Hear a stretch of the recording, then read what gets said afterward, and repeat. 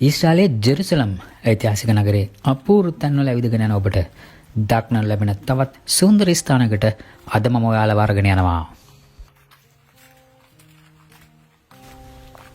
රාත්‍රී අඳුරු අන්ධකාරයට විවිධ හැඩතල එකතු කරමින් වර්ණවත් විදුලි ආලෝකයක් විහිදුවමින් ජලය එහාට මෙහාට විසිරුවමින් අපූර්ව ශබ්දයක් එකතු කරමින් මේ පුංචි ජල ධාරාව නිස්කලංක මනසට කෙතරම් අපූර්වත්වයක් හේතු කරනවාද ඔබට දැක ගන්නට හැකි වෙනවා.